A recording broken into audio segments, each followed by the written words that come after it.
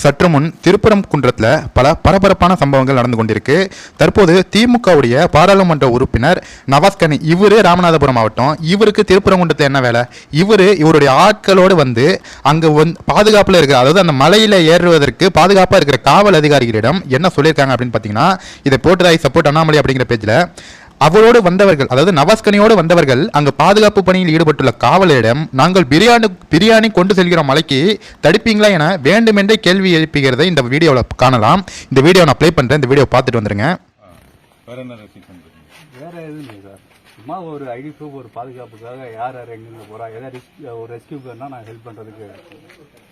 கொஞ்சம் வயசானவங்களா இருப்பாங்க, ஏற முடியாது, நம்ம ரெஸ்கியூ தான் பாதுகாப்புனா பார்த்துக்கிறது.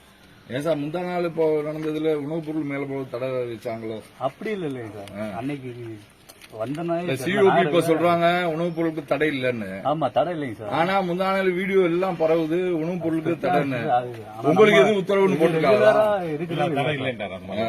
ரெகுலரா ஃபாலோ பண்றோம், இதான் ஃபாலோ பண்றோம். மற்றபடி நீங்க பண்ணக்கூடிய ரெஸ்ட்ரிக்ஷன் வந்து வரக்கூடியவங்களையே குறைக்கிற மாதிரியே, வரவங்களுக்கு இருக்கிற மாதிரியே இருக்கும். இதுவரை இந்த புக்ல யார் வந்தாலும் டெஸ்ட் பண்ணி எத்தனை பேர் போறாங்க எல்லாம் எவ்வளவு பேர் நேரத்துல இன்னைக்கு எவ்வளவு பேர் போயிருக்காங்க? அது அதிகரிக்கிறது நீங்க உணவுப் பொருள் போறாங்க, போறாங்க, யாரையும் தடுக்கிறது இல்லை. ஆமா இல்ல உணவுப் பொருள்ல நான்வெஜ் எல்லாம் ஒன்னும் அதெல்லாம் ஒன்னும் தடை கிடையாதுல்ல சார்?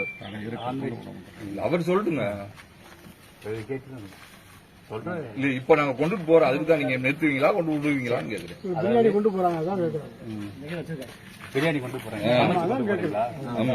சாப்பிடறதுன்னா சாப்பிட்றதுலாம் எடுத்துட்டு போகலாம். ஆமா சார், மற்றபடி ஆடுதான் கொண்டு போக கூடாதுன்னு சொல்லிருக்காங்க. சாப்பாடு உணவுப் பொருள் எடுத்து நான் கொஞ்சம் இங்க வழிபட போறவங்கள ரெஸ்ட்ரிக்ஷன் இல்லாம இவ்வளவு காலமா எப்படி போயிட்டு வந்துட்டு இருந்தாங்களோ அது மாதிரி கமிஷன் தான் சொல்லியிருக்கோம். இது ஒன்றும் புதுசா ஒன்றும் நீங்க சலுகை கொடுக்கணும்னா, புதுசா ரெஸ்ட்ரிக்ஷனும் பண்ணாங்கன்னா, ஏற்கனவே இத்தனை வருஷமா எப்படி அவங்க போயிட்டு வர்றாங்க. இது மேல தர்கா இருக்கிறதுனால இஸ்லாமியர் மட்டும் போறது இல்ல, எல்லா மதத்தினரும் போறாங்க. அவங்கவுங்க யாருக்கு என்ன நம்பிக்கையோ அதை போய் அவங்க போய் வழிபட்டு வருவாங்க. அவங்க நேர்த்தி இருக்கும், அதை செலுத்திட்டு வருவாங்க. அதுக்கு வந்து அனுமதிங்க தான், வேற எந்த ரெஸ்ட்ரிக்ஷன் போகக்கூடாது. அதுல எதுவும் கடுமையாக காட்டாதீங்க. அவ்வளவுதான், கடுமையா சொல்ல மாட்டேன். இப்ப சாப்பாடு மேல கொண்டு போகலாம்ல சார்?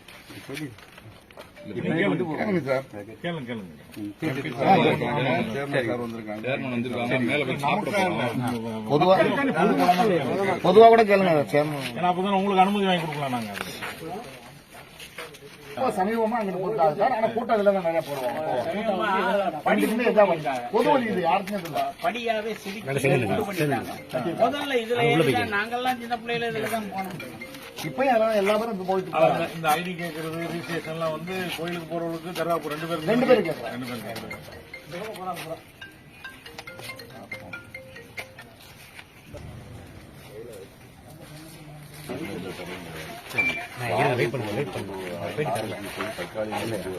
சமைச்ச உணவு எடுத்துட்டு போகலாம். இப்போதைக்கு தற்காலி யார் தடை பண்ணிருக்கா? இல்ல தடை பண்ணிருக்கிறது டிஸ்ட்ரிக்ட் அட்மினிஸ்ட்ரேஷன் கொடுத்துருக்காங்களா உங்களுக்கு? சொல்லியிருக்காங்க, சொன்னதை கேள்வி ஓரளவு சொல்லியிருக்காங்க. ஓரளவு போராட்டம் தண்ணி ஓரளவு அவங்க எதுவும் உத்தரவு கிடையாது, ஆர்டர் கிடையாது. இல்லை அது வெறுப்பாக சொல்றது ஆட்களான இப்போ கமிஷனர் கேட்டால் அவர் அந்த மாதிரி எதுவும் இல்லை, உணவு எடுத்துட்டு போகலாம், எதுவும் சாப்பிடலாம், ஆடு கூட எடுத்துட்டு போகிறது தான் சொல்லிடுறேன். நான் சொல்றேன் தற்காலிகமாக இல்லை, உங்களுக்குள்ளே ஒரு இதாக இருக்குல்ல. இப்போ கமிஷனர் சொன்னது நீங்கள் சொன்னது வித்தியாசமாக இருக்கிறதா வெரிஃபை பண்ணுறேன். அவர் தானே உங்களுக்கு உத்தரவு கொடுத்துருப்பாங்க, அவங்க சொல்ல மாட்டாங்க.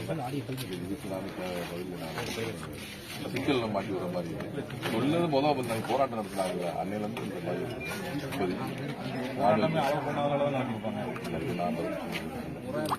சார் போகிறோம், தாராளம் மேலே போய் சாமி கேட்கறேன். வரக்கூடியவங்களுக்கு என்ன மாதிரியான கட்டுப்பாடு? ஆமாம், இதெல்லாம் தொழில் கட்டுப்பாடு. கோயில் உணவு உணவேவா இல்லை அசைவ உணவு?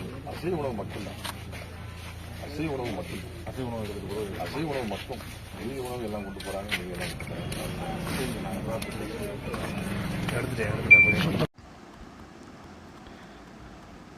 அதாவது இப்போ எதுக்கு முருகனுடைய முதல் படை வீடான திருப்பரங்குன்றத்தை ஒட்டுமொத்த கூட்டமும் தற்போது அந்த மலை மீது கண்ணாரிங்க. அது என்ன ஏதாச்சும் கிரானைட் மலைன்னு யாராச்சும் பொய்யை கிளப்பி விட்டாங்களா, இல்லை அந்த மலையில் ஏதாச்சும் புதையல் இருக்குன்னு கிளப்பி விட்டாங்களா? எங்களை இந்துக்களை பொறுத்த வரைக்கும், முருகபக்தர்களை பொறுத்த வரைக்கும் அந்த மலை ஒரு புனிதமான மலை, எங்களுடைய முருகப்பெருமான் அங்கு வாழ்ந்து கொண்டிருக்கிறார் அப்படின்னு நம்பப்படுகின்ற பல முருக பக்தர்களால் நம்பப்படுகின்ற மலை. அந்த மலையை அசுத்தம் பண்ணுவதற்கும், பிரியாணி சாப்பிடுவதற்கும், கோழி வெட்டுவதற்கும், மாடு வெட்டுவதற்கும் உங்களுக்கு எந்த உரிமையும் கிடையாது. தயவு செய்து இந்துக்களுடைய முருக கடவுள் மீது, இந்துக்களுடைய கடவுள் மீது கையை வைக்காதீங்க. கையை வச்சீங்கன்னா பின் விளைவுகள் படும் மோசமாக இருக்கும். திமுக ஜென்மத்துக்கும் தமிழகத்தில் ஆட்சியிலே இருக்க முடியாது. முருக பக்தர்கள் ஒருங்கிணைந்தாங்கன்னா ஒரு ஓட்டு கூட திமுக கிடைக்காது. இந்த வீடியோ பார்க்குற முருக பக்தர்கள் தயவு செஞ்சு எல்லாருக்குமே ஷேர் பண்ணுங்க. இவங்க திட்டமிட்டு திருப்பரங்குன்ற மலையை ஏதோ பண்ண போறாங்க அப்படிங்கிற மாதிரி இந்த வீடியோவில் பார்க்குறப்ப நம்மளுக்கு பதறது. இப்போ அந்த பிரச்சனை வந்து அங்கே நடந்துட்டு இருக்கு. அங்கே வந்து பல இஸ்லாமிய தலைவர்கள் எல்லாம் இப்போ எதுக்கு அங்கே அந்த மலைக்கு போயிட்டு அங்கே பார்த்து கொண்டிருக்கிறார்கள் அப்படின்னு தெரியல. எல்லாமே திமுகவுடைய கூட்டணி கட்சியில் இருக்கிற இஸ்லாமிய தலைவர்கள், திமுக கட்சியை சேர்ந்த பாராளுமன்ற உறுப்பினர் நவாஸ் கனி, இது போன்ற இஸ்லாமியர்கள்லாம் அங்கே போயிட்டு ஒரு டீம் மாதிரி போயிட்டு அங்கே என்ன வேலை பண்ணிட்டு இருக்கீங்கன்னு நமக்கு தெரியல. கண்டிப்பாக இந்த வீடியோ பார்க்குற முருக பக்தர்கள் தயவு செஞ்சு எல்லாருமே ஷேர் பண்ணுங்க. அதாவது இவர் வந்து பிரியாணி இங்கே கீழே சாப்பிட்டு போக மாட்டாராம், மேலே அந்த மலையில் கொண்டு போய் தான் சாப்பிடுவாராம். இந்த வீடியோ பார்க்குறவங்க கண்டிப்பாக எல்லாருமே ஒரு ஷேர் பண்ணிடுங்க ஃப்ரெண்ட்ஸ்.